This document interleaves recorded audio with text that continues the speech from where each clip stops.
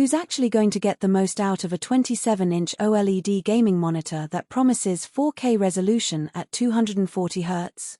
Who should walk away because the price tag doesn't match their everyday needs? And does the premium price make sense for someone who just wants a solid monitor for work and occasional gaming? Those are the three questions I hear most often when people stare at the spec sheet and start wondering whether they're about to make a smart purchase or a regretful one. Link is in the description if you want to check the product details on Amazon. When I first saw the INNOCN GA27W1Q, the headline numbers jumped out: OLED, 4K, 240 Hz, 0.03 milliseconds response, HDR 400, HDMI 2.1, and a MacView mode that claims to optimize colors for macOS. Those are the kinds of specs that make a gamer's heart race, but the real test is how they translate into day-to-day use. I spent a few weeks swapping it between my PC, a PlayStation 5, and my MacBook Pro, and I'm going to walk through what I noticed in each scenario, the hidden trade-offs that aren't on the box, and who should actually consider spending the money on this piece of glass. Let's start with the gaming experience. On the PC, the monitor's adaptive sync and G-Sync compatibility meant I could push the RTX 4090 to its full 240 Hz potential in titles like Cyberpunk 2077 and Valorant without tearing or stutter. The OLED panel gave me true blacks that made dark scenes feel almost cinematic, and the 0.03 milliseconds gray-to-gray response eliminated the ghosting you sometimes still see on high-refresh LCDs. In fast-paced shooters, that translates to clearer target tracking and a slight edge when you're trying to spot a flickering enemy across a dimly lit map. The HDR 400 peak brightness isn't eye-popping compared to a professional HDR monitor, but it does add enough punch to make highlights pop without washing out the rest of the image. The console side of things was where the HDMI 2.1 really shined. Plugging the PlayStation 5 in, I could finally hit native 4K at 120 Hz in games that support it, like Ratchet & Clank, Rift Apart.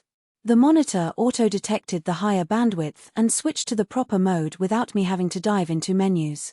The VRR, variable refresh rate, kept the frame rate smooth even when the GPU dipped a bit, which is something you don't get on a typical 60 Hz TV. For anyone who uses a next-gen console as a primary gaming device, the combination of OLED contrast and high refresh is a genuine upgrade over most TV panels. Now, for the creative side. I switched over to my MacBook Pro and activated the MacView mode.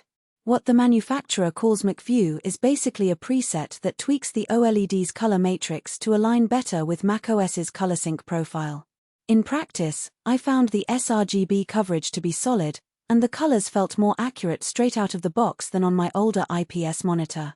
When I was editing 4K video footage in Final Cut Pro, the monitor's 3840x2160 resolution gave me plenty of screen real estate to see timelines and preview windows without scaling down. The 240 Hz refresh isn't a game changer for video editing, but the low input lag meant my mouse cursor felt snappy, and the ultra-thin design meant the whole setup didn't dominate my desk. So who should actually buy this? If you're a competitive FPS player who already runs a high-end GPU and wants the absolute lowest latency and deepest blacks, the combination of OLED and near-instant response makes sense. If you have a PlayStation 5 or Xbox Series X and you want to squeeze out that 120 Hz 4K experience without buying a TV, this monitor delivers it cleanly.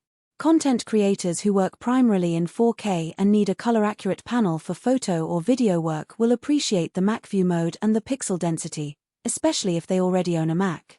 Finally, anyone who values a sleek, ultra-thin aesthetic and wants a monitor that can double as a high-quality display for movies will find the design a nice bonus.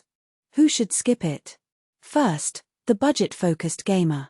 Even though the specs look tempting, the price is still firmly in the premium range, and you can get a 144 Hz 1440p IPS panel for a fraction of the cost that will still run most games smoothly. Second, anyone worried about OLED burn-in should think twice. While INNOCN includes pixel shifting and screensaver features, static UI elements like a persistent HUD in a favorite game or a constantly displayed desktop dock can, over time, start to leave faint imprints. If you leave a static image on the screen for hours every day, the risk grows. Third, users who need a very bright workspace, say, A design studio with lots of ambient light might find the HDR 400 peak brightness limiting.